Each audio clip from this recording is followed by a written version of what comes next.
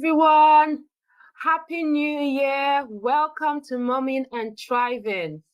Thank you so much for taking the time to join us today. I truly appreciate it. I pray this year brings forth productivity, blessings, and success in different areas of our lives.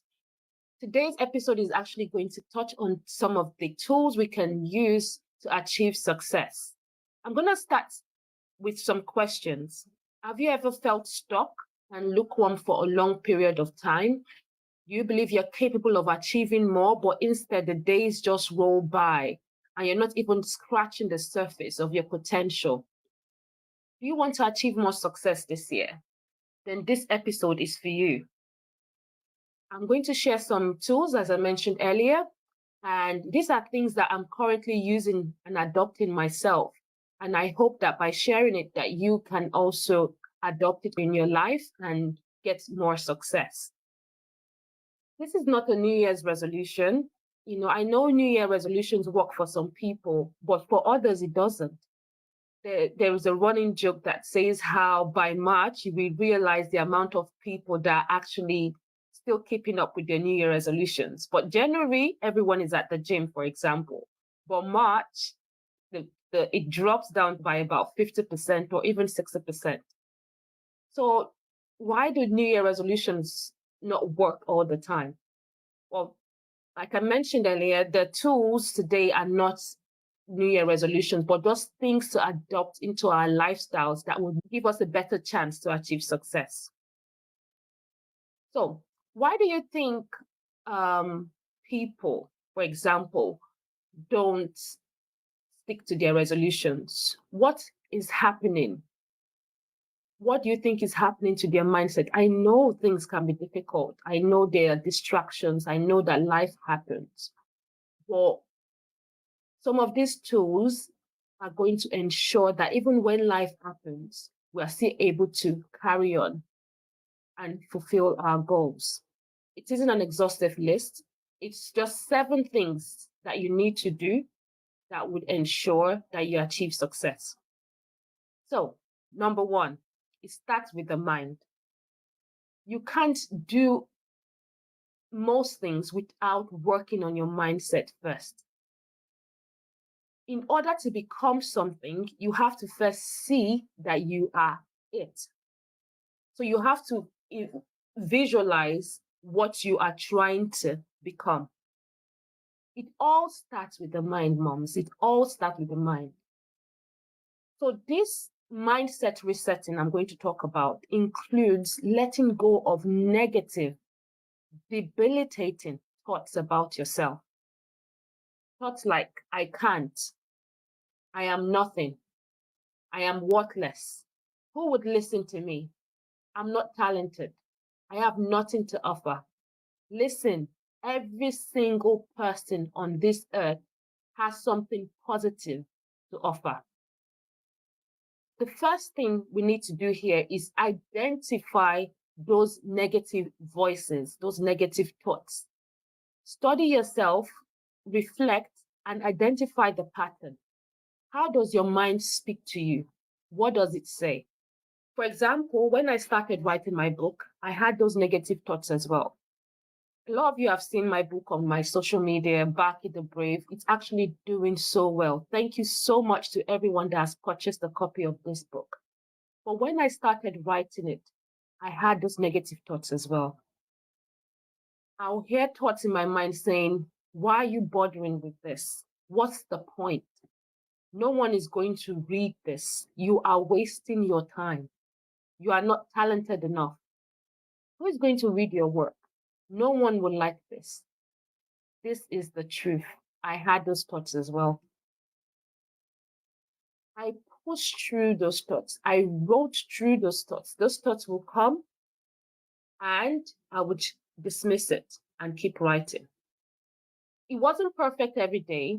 There are days that those thoughts affected me. And there are days I felt, you know what, I don't know if I can do this anymore. But you push through those negative thoughts, you push through debilitating thoughts because you can. A thought that says you cannot, you replace it with I can. I can. I can. So when you start getting those negative voices, you need to replace those thoughts with positive versions of those thoughts. So, for example, when it says I can't, you replace it with I can. When it says you're not good enough, replace it with I am good enough. When it says you're worthless, replace it with I am worthy. When it says you will not achieve your goal, replace it with I will achieve my goal. When it says you're not lovable, replace it I am loved. And those who are meant to connect with me will connect with me. When it says you're shy or not confident, replace it with I am confident. When it says you're a failure, replace it with I am successful. My past failures don't define me. They were learning opportunities to propel me to success. My past failure doesn't define me. They were learning opportunities to propel me to success. You may need to get a paper and write this down. Write down the positive versions of the negative thoughts you get in your mind. And you need to say it every morning like an affirmation. I can, I'm good enough, I am worthy, I'm successful, I would achieve my goals. The daily practice of that would help and contribute towards resetting your mind. Number 2, the second thing we need to do this year is create a vision board. We need to create a vision board. You literally need to get a paper or a canvas, go on Pinterest, and search online for people that are achieving what you desire to achieve. Say, for example, you want to open a business. Find women or men that are achieving that and doing what you desire. Get a picture of them, or get a word business owner or entrepreneur, stick it on a vision board. If you want to run an online course, do the same thing. If you want to have a house, do the same thing. Get a picture of the house you would like to buy. If you want to get a car, if you want to be an investor, whatever it is that you desire, get the picture representation of that online, stick it on a board, write the words homeowner, entrepreneur, business owner, content creator, if that's what you desire, whatever it is. If it's to have a better relationship with your children, write it down. A better relationship with my children, positive parenting, whatever it is you desire, get a visual representation of it and put it on a board and stick it somewhere in your room where you can see it every single day. Having a vision board or vision boards, it's not a new thing. Even in the Bible, it says here, write the vision, make it plain on tablets, that he may run who reads it. What does that mean? It means sometimes things are abstract, but when we put it down on tablets, when we make it plain, when we give a visual representation to it, it empowers that thing. It empowers that vision. Some of us have been thinking about ideas for a long time, but it is all in the abstract. It is somewhere in your mind. So as soon as you bring it out, bring it forth, put it on a board, put it on a paper, stick it on the wall, it takes it from the abstract to the physical. And when you're seeing this every single day, it empowers you mentally to be able to achieve that goal. It does something to your psyche. I'm not a psychologist. I don't really have the exact explanation. I'm just sharing from my own personal experience and from the experience of some of the people close to me. On our previous episode in the podcast, when we were talking to the career coach, she said the same thing. She had a vision board session with women, and there was something about just putting those things from the abstract to the physical and having those accountability partners that ensured that she was able to achieve our goal, which was to start a career coaching business. On a personal note, in April 2022, I woke up one Saturday morning and I just decided that I was going to make a vision board. It had been on my mind for years, and year in, year out, I kept procrastinating. I kept not doing it. I wasn't doing it. And this day, I woke up on Saturday morning and I said, okay, I'm going to do this vision board today. So I got pictures of people I admire: Maya Angelou, Toni Morrison, Chimamanda Adichie, Iyanla Van Sant, Jay Shetty. And I put the keywords as well of the things I would like to achieve. One was author. Another was podcaster. I printed it on Word, I just cut it and I stuck it on my board. And the keywords as well, that I associated with myself and my purpose. And as most of you know, those of you that are close to me on my social media, before the end of last year, I was able to achieve two of those goals, which is author and podcaster. So as you guys can see, just having that visual representation in the mornings propels you, encourages you, reminds your psyche, tells you that, you know what, I can achieve it. And even if you think it's difficult, there are pictures of people just like you and me that have achieved it, that are a constant reminder that you also can achieve it. So create a vision board, guys. Create a vision board. Number 3, find your tribe. Find your tribe and accountability partners. Find your tribe and accountability partners. As I mentioned in the previous episode, we spoke to a career coach where she says she's been thinking about starting a coaching business for a long time.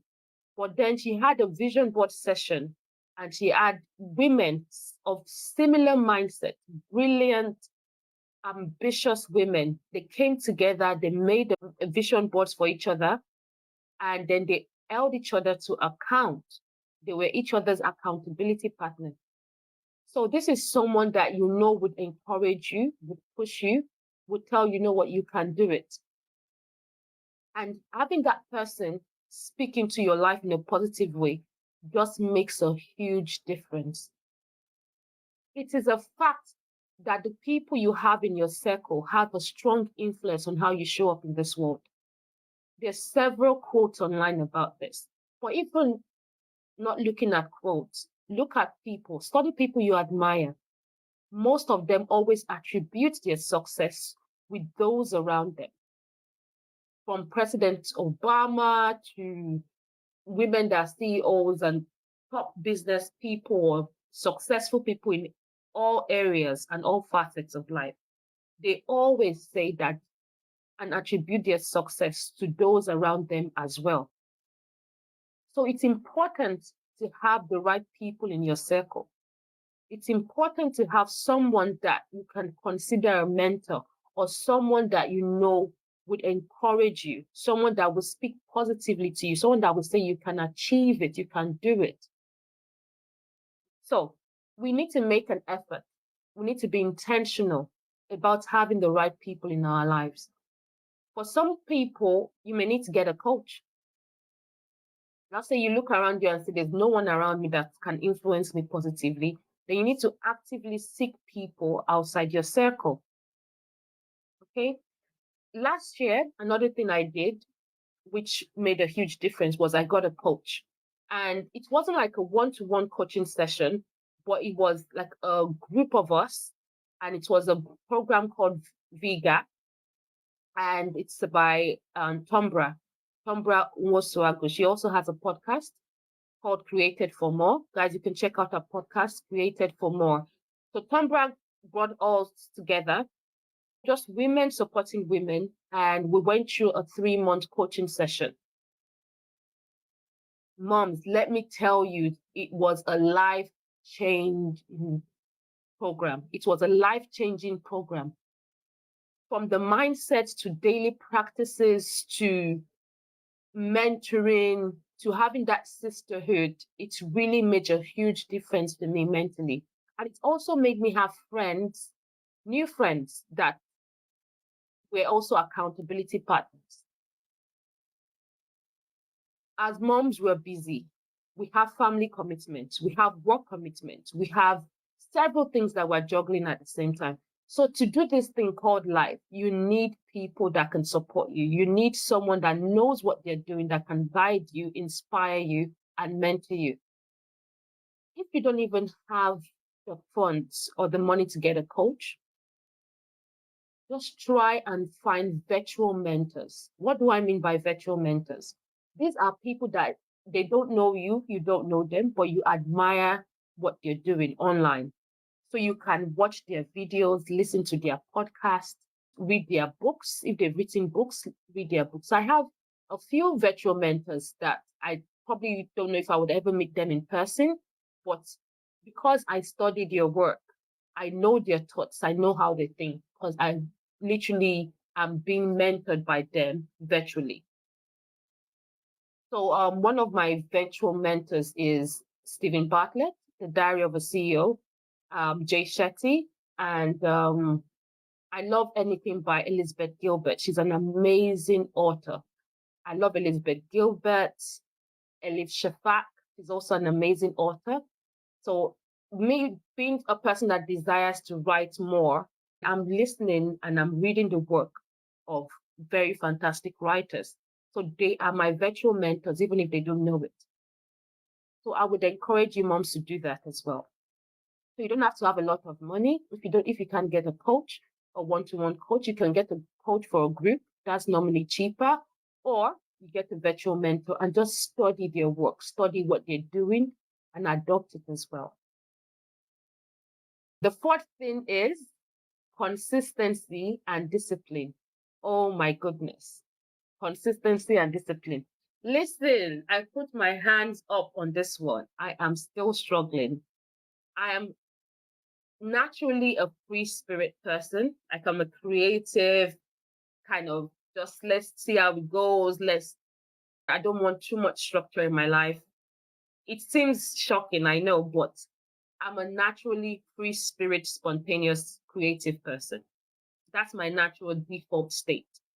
However, however, to be able to achieve success, you need consistency and discipline, regardless of your natural defaults, regardless of your natural default personality. You need structure, you need discipline, you need consistency. Because most things, especially now as moms, most things that you need to do requires discipline. It requires structure, it requires planning. You can't wing some things. You have to and be consistent and be disciplined to execute whatever you've planned. So again, back to myself. I naturally struggle with habitual discipline. I can be disciplined for a short moment, say, for example, 1 week of intense discipline. But to be able to achieve success, for example, to write a book, you need more than 1 week of structure and discipline. You need months of consistency to be able to be productive and effective. So everything, mom, is teachable. Everything is teachable. Everything is figure outable. That's another book I need to recommend. There is a book by Maria Folio called Everything is Figure Outable. It's such an amazing book. Moms, if you get a chance, read it. If you cannot read it, go on Audibles and listen to the book. Everything is figure outable. I didn't plan to mention this. It wasn't part of my notes, but it just came to me now. So that's for someone today. When you get a chance, check out that book. It will blow your mind. It would be amazing. It would really help you in other areas of your life. Anyway, so back to what I was saying. Everything is teachable. You can learn discipline. You can learn to be consistent in how you approach your work. Don't allow a fixed mindset to tell you that you cannot. A fixed mindset would be, oh, I'm a free spirit, I'm spontaneous, I don't know how to. have structure or consistency. Mm-mm. Everything is teachable, everything is figure outable, and you can learn anything. Some people are born naturally more disciplined than others, 100%. However, everyone can learn. Everyone can learn to be more disciplined. And why do we need to be more disciplined?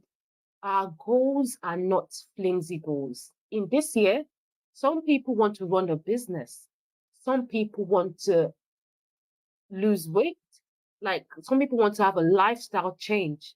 To have a lifestyle change or to do something as big as running a business, you can't approach it from a trivial perspective. You have to be disciplined and consistent with your approach. There are no shortcuts. There are no shortcuts at all. There are no shortcuts. If it's going to the gym, you have to go to the gym consistently to lose weight. I know it can be painful and stressful, and there is a rigor and mental stress with discipline. However, there are ways around it that can ensure it's not as tough. One of these ways I learned from Atomic Habits by James Clear. It says attach a reward, attach a reward to your goals or to your daily task. So, for example, if you want to, you can decide that you want to exercise for 30 minutes in the morning or 1 hour in the morning. And your reward could be you would watch 30 minutes of your favorite series at night. Another thing he said could be that could be an effective tool is to make it easy for you to do that task. So let's go back to exercising as well. So put your exercise clothes next to your bedside. So you're not waking up in the morning to look for it. So you have your running shoes next to your bedside. You have your gym outfit. Probably pick a nice gym outfit that you love the color, you love how it feels on you. You get one, put it next to your bedside with your running shoes and your socks and everything. So when you wake up, it's easy to just roll out of the bed, put it on, and then exercise. So those are two things, but the book is also a fantastic read, Atomic Habits by James Clear. But two things I'm going to mention from that book is attach a reward. Reward yourself when you do something that is mentally tasking. And also make it easy to do it by putting things in place that would ensure you want to do it. Okay. So last year, again, just to highlight how I've applied these tools personally. Last year, I started writing a fantasy fiction for young adults. And I have a very busy schedule, working full time, mom of three. And the only time I could squeeze 1 hour uninterrupted was in the morning at 5 o'clock. Hmm. Anyone that knows me personally knows I'm not a morning person. I'm not a morning person. I'm a night owl. I work better at night. But at night, I'm tired.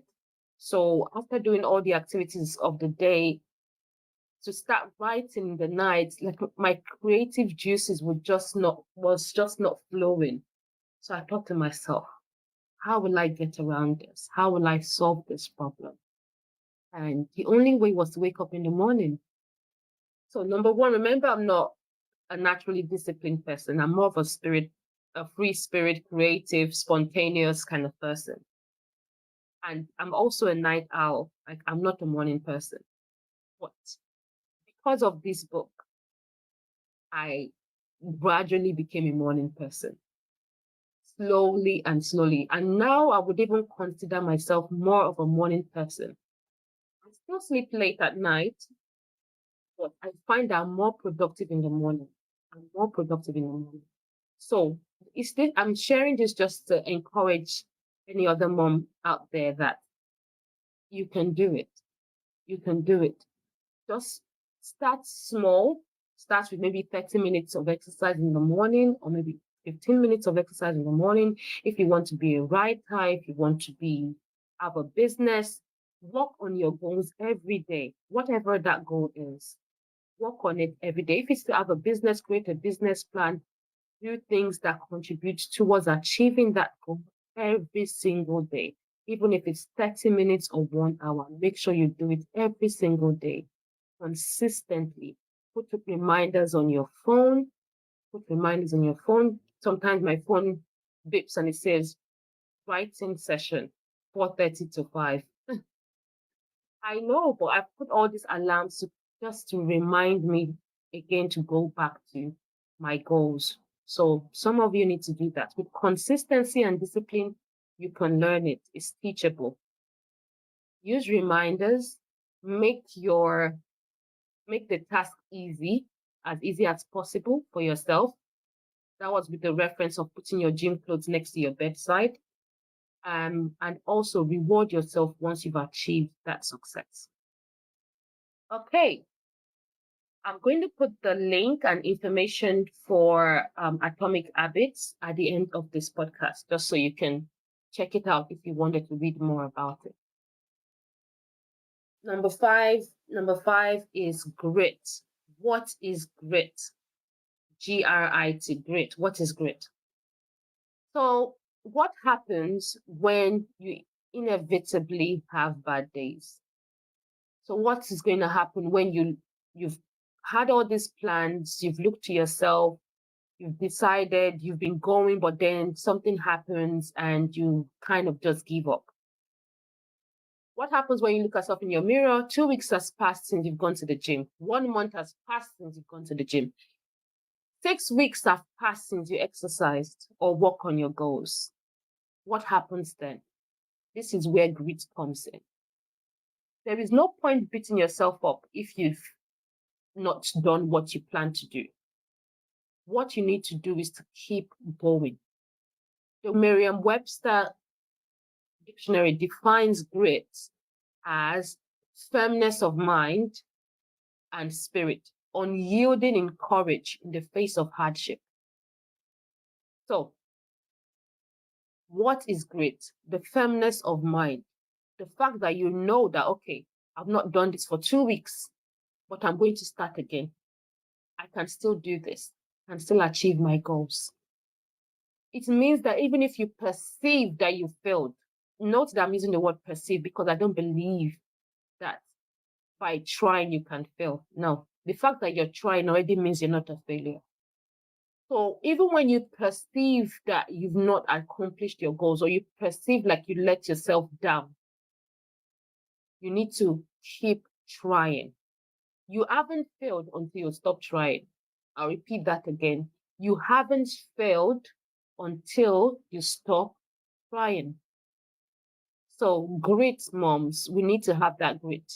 When we've tried consistency and discipline, and there are days that those things don't work and we feel like we've let ourselves down, pick yourself up again and go for it. Try again. Keep trying. Keep trying.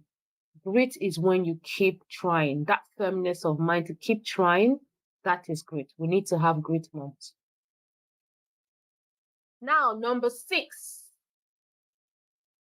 3 C's. I call them the 3 C's. You need to celebrate yourself.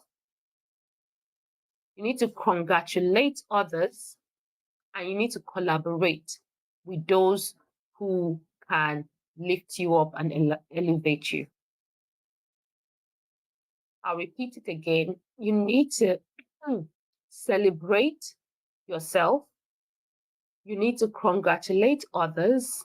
And you need to collaborate with those who can elevate you and empower you. Moms, we need to celebrate our wins. You need to get into the practice of celebrating yourself. This thing called life can be hard. You need to celebrate yourself, celebrate your wins, be your own cheerleader. Don't wait for anyone to celebrate you. Don't wait for your family to celebrate you. It would be nice if they do, but don't wait for them. Don't wait for your spouse to celebrate you. Don't wait for your friends to celebrate you. Celebrate yourself. Celebrate your wins. Pat yourself in the back when you've done something. Acknowledge the gift God has placed in your life and celebrate yourself. When you celebrate yourself, it empowers you to carry on even going further. Be your own cheerleader. Be your own cheerleader. Be your own cheerleader, moms. From a place of gratitude, acknowledge your hard work. Acknowledge what you do, effort. Acknowledge your effort. Acknowledge the fact that you're breathing, you're alive, and celebrate yourself. Congratulate others. And I know it seems like a trivial thing to say, but 2023 is not the year to be jealous of someone else's wins. In fact, when you feel jealousy or you feel some sort of desire or of someone else's wins, it's an indication. Pay attention to that. When you strip away the negativity attached to jealousy, pay attention to that feeling. Why are you envious of that person? What do they have? What are they carrying that you want? Pay attention, because that's a sign that you're meant to be working towards that. Say, for example, you see an author I keep using author because this is what kind of pertains to me. You see an author winning a remarkable prize. And you think, oh, wow, I wish that could be me. Pay attention to that. I don't desire, for example, to own a Fortune 500 company. I have no intentions about having that. But then if I see an author with a remarkable award, I like that. I admire that. Why? Is because it's connected to my purpose, is connected to something inside me that is bursting to come out. So anytime you feel that emotion of envy or jealousy, or I wouldn't even say envy or jealousy, maybe it's envy or jealousy for some people, or when you see something that you admire deeply, pay attention to that. That's a sign that it's one of your purpose or one of the things you should be working on. And the last C is collaborate. Iron sharpens iron. Find people on the same wavelength as you and collaborate with them. Your network would increase, their network would increase, and it's a fantastic opportunity to learn, to grow, and to expand. So find people on the same wavelength with you and collaborate with them. So celebrate yourself, congratulate others, and collaborate with those that can empower and elevate you. And the last one, but definitely not the least, is look after yourself. Look after yourselves, mom. Sleep, rest. Do not underestimate the power of sleep and resting. We keep going as moms. Sometimes we're running on empty. We need to rejuvenate. We need to recharge. We need to refuel. You need to rest. After speaking to several moms last year, it was surprising that a lot of them mentioned sleep as one of the main things that they want to do more.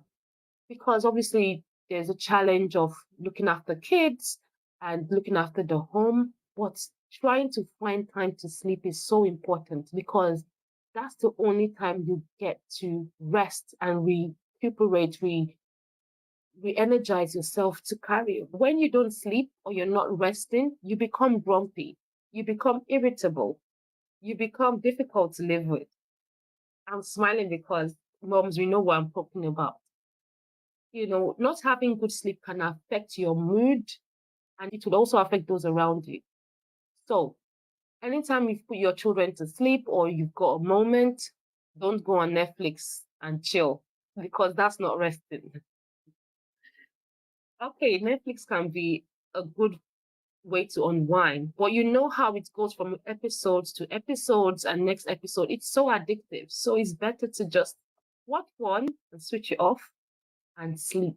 Your body will thank you for that. Your body will thank you for that. So, moms, I'm going to mention it again. Look after yourself, recuperate, re-energize, refuel, so that you have the energy to attack your goals this year. Okay, so moms, just a quick recap from everything we've spoken about today. The first one is to change your mindset. Change your mindset. It starts with the mind. Start saying positive things to yourself. When the negative thoughts comes, say something positive to counter it. When it tells you you can't, tell your mind that you can. When it says you're worthless, tell your mind that you're worthy. When it says that you're a failure, tell your mind that you're a success. The second thing is to create a vision board. Create a vision board. You need to bring the abstract to the physical. You need to bring your thoughts in your mind to the physical so that you can see it in front of you and be reminded every day that you can achieve your goals. The third thing is to find your tribe and accountability partners, those that will empower you and encourage you to accomplish your goals. The fourth thing is consistency and discipline. Those are your main tools to achieving these goals every single day. You need to be consistent, you need to be disciplined. And it is teachable, moms. Everyone can learn to be consistent and disciplined. The fifth thing is grit. The days that you feel you failed, the days that you feel like you've not done your goals for a prolonged period of time, grit is what will make you say, okay, I'm not a failure, I'll keep trying. The three C's: celebrate yourself, congratulate others, and collaborate. And the seventh is to sleep, to rest, to practice self-love so that you have energy and you're refueled to be able to attack your goals. All right, moms, thank you so much for joining me today. I wish you all a fantastic 2023. I pray that you become successful and achieve all your goals this year. Till next time, bye bye.